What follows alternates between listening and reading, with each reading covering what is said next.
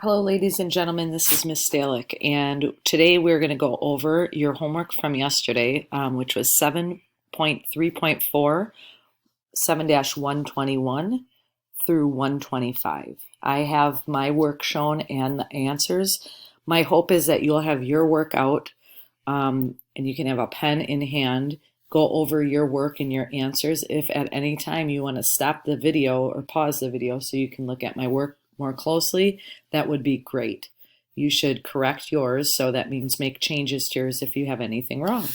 So here we go. The first question was asking you to write an equation, and I think it was a jean problem. Somebody wanted to buy a pair of jeans and it was $18 less than the original price, and the total price was 26. So your equation would be x minus 18 equals 26. And it's called an equation because we have an equal sign here. X is standing for the original price of jeans, minus 18 is the amount taken off, and then 26 is the new price.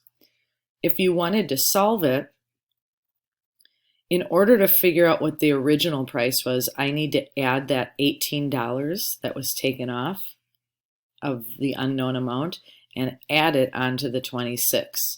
So I showed my work here. This is how you balance an equation. If I add 18 onto this side, I need to add it onto this side as well. The reason why I knew to add 18 was because here I'm subtracting. I want to undo this action. So if it's minus 18, I add 18. Then I need to add 18 to this side. The price of the original jeans was $44. So to get this problem correct, you needed this equation, and then you needed to come up with a strategy to figure out that $44 was the original price. I wanted to check my answer, so then I took 44 minus 18 to get 26. Or another way of thinking about it, if I wanted to do it in my head, is 44 minus 20 is an easy problem. It's 24, and then I add 2 because I really only want to take away 18, not 20. So either way, my equation works out. That was your answer for 121. Moving on to 7-122. You had to use the distributive property to rewrite each expression. So the first expression shown was 5 groups of 2x plus 1. So what I did here was I started showing that you didn't have to write a picture, but if you visually wanted to see it, here's 1 group, 2 groups, 3 groups, 4 groups, 5 groups, and each group has 2 x's and 1 unit square in it. When I have it all together, I have 10 x's plus 5. So one thing I did, if I don't want to draw a picture every time, is I took 5 times 2x to get 10x, and then 5 times 1 to get 5. I'm distributing out that 5. I'm multiplying it times both parts of this expression. The next one, we're going to move a little quicker here. I have 34 groups of x minus 1. Just because we haven't really used subtraction that much when we talk about the tiles. I'm just going to borrow this tile. This is still going to be our x. The difference here, and you'll see this next year, is you'll have red and blue tiles. The red tile means that it's subtraction or a negative number. So this is how you visually would show it using the tiles that we have in class. You'd have a blue, I'm going to try to color that in, a blue X tile, and then a red unit tile. This would be representing x minus 1. So if I had 34 groups of that, I would end up having 34 x's. I'd have 34 blue tiles, and then I would have 34 of the negative tiles. So I would write it 34x minus 34. Again, you're distributing out, in this case, the 34. The next one, faster yet. We have 9 groups of x plus 3. It would end up being 9 times x. is 9x, and then 9 times 3 is 27. That completes 122. Moving on to 7-123. And I kept this one blank because this one probably was the most challenging. And the strategy that I used was drawing a picture. So I'm going to show the picture that I drew. We start out with the person on the first floor, or not the first floor, the middle floor. Okay, so I have a picture here of the middle floor, and then they end up going up 4 floors. So if I go up 1 floor, 2 floor, 3 floor, 4 floor, here's what I have. I should identify my middle one, the one that I started on. And what it told us in the beginning is that it's the middle floor. So at this point, what I decided to do was draw 4 floors underneath this floor as well.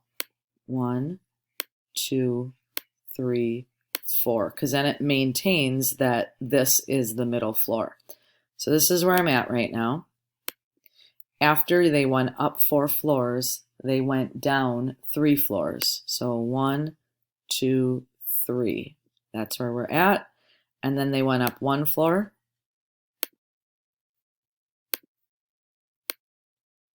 So we're right there. And then last but not least, went down 9 floors.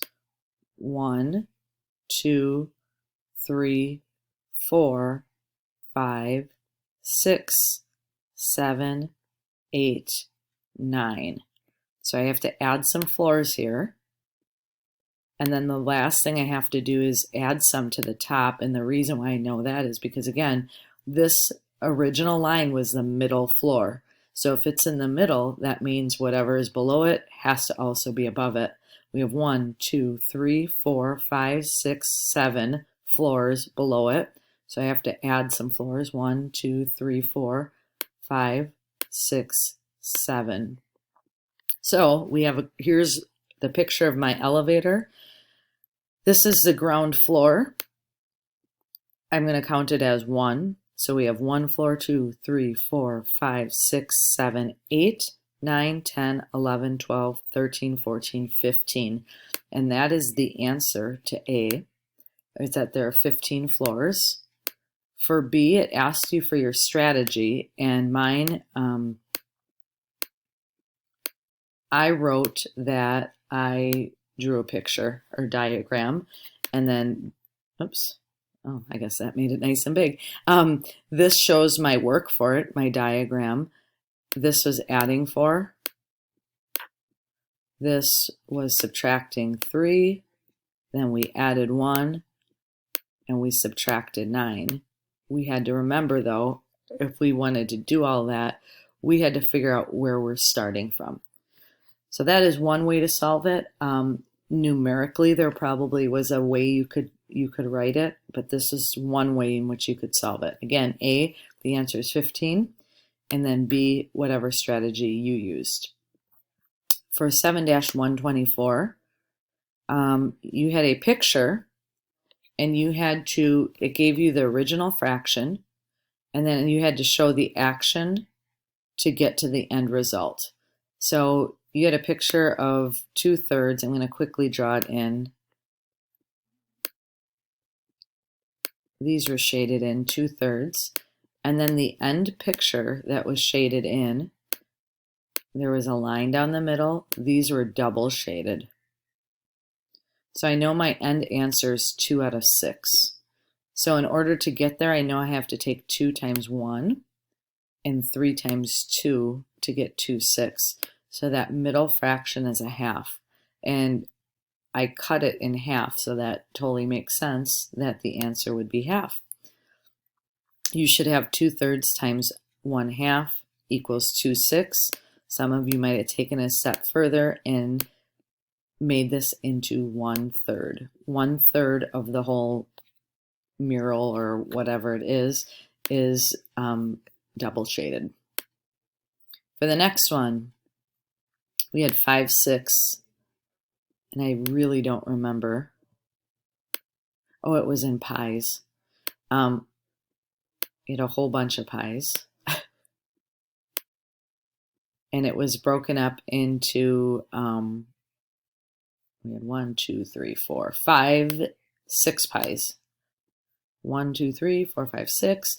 5 out of the 6 were shaded. This is the worst artwork. There we go. And then I know for the next part, each pie was broken into 4 parts or 4 pieces, and 1 was shaded in. So I know that we were looking for 1/4. If we look at all of these, I think this is kind of how the picture was, you would end up with 5 out of 24 parts were shaded. And I didn't quite complete my picture here, but we'd end up having 5 parts total that are double shaded out of 24 parts that there possibly could be. And last but not least, we have 7-125. This is one of my favorite problems. I think it kind of tricks our mind because the first thing many students try to do is they want to find the area of the bulletin board, while this problem actually is dealing with perimeter.